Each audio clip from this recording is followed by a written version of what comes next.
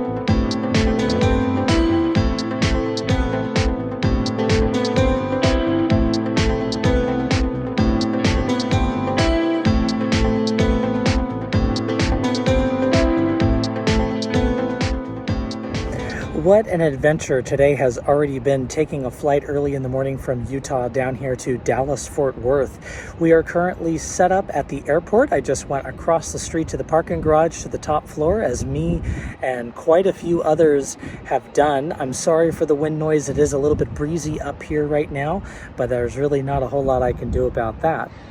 So currently the clouds are creeping in, but it does look like we're going to have a window of clearing here within the next hour, which is going to be basically right as totality starts to come into view.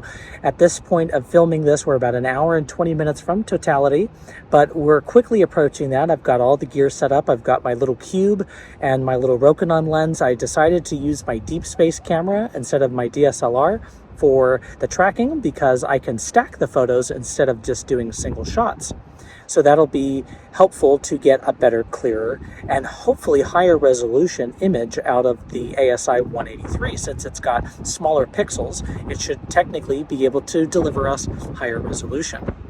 Now I do have the DSLR here, of course. We're going to take some really wide field shots of the surrounding sky, hopefully get some of the planets in the field of view and maybe even the comet if we're lucky. So I'm really looking forward to that. So as totality approaches, what's happening is that the moon is transiting in front of the sun. That's what creates a solar eclipse. Now this one happens to be where the moon is a little bit closer to the earth, so it covers the entire shadow of the sun, creating that awesome effect of a total solar eclipse versus the one we just had back in October being an annular, where the moon is slightly smaller than the disk of the sun, creating what is called the ring of fire. So I understand it's a little bit noisy, it's a little bit windy, but we are at the airport. This is where I chose to do it because after I'm done with totality here, we are running right back through security to catch a flight back to Utah. So come along for the ride because this is sure an adventure and a fun story to be had.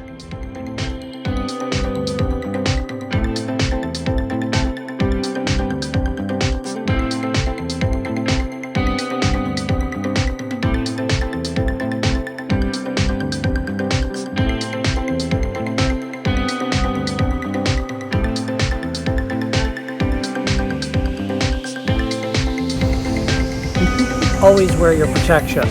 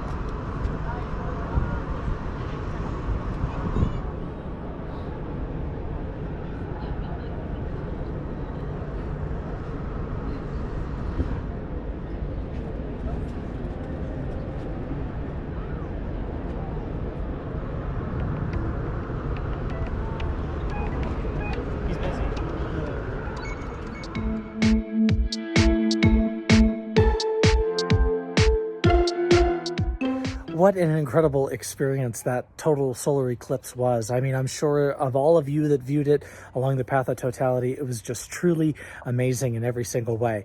After totality, we did pack up the gear real quick. We ran back through security and we tried to get on a couple of flights, and we watched these two guys get into a fight at security because one decided to cut the line and the other guy like socked him and knocked him on the ground. And it's just a crazy story about this whole event. Flying out from Utah to Dallas same day, flying back from Dallas back to Utah. We did finally get on a couple of flights later on in the evening, had to drive home just a little bit because we couldn't quite get back to Salt Lake Airport, but we got close enough. But it was just amazing in every single way. For those of you who have never seen one before, it is crazy how much the outside just darkens and the temperature drops and all the lights were coming on from the surrounding areas and everybody cheers, and it's such an amazing time. So if you ever get the chance to go see a total solar eclipse, I highly suggest it. It did cloud over right at totality for me, sadly. It was looking pretty decent, but as the temperature dropped and as the cloud started to form because of the temperature drop there in Dallas, it just got a little bit too cloudy for us right at totality. I do know other people though that were close by that got really good photos in Dallas. It was just basically the airport, the immediate area that we were in, that just had this big cloud go right over at totality. But such be life. That's what you get. It's all about the experience, not about the photos that you capture. Just always remember that. So even if you didn't get a good photo, don't be too bummed about it, because if you saw it, you were one of the very lucky many that saw it, and while the other part of the world did not get to see any of this one in particular. As always, thank you so much for joining. I'll see you next time. Clear skies.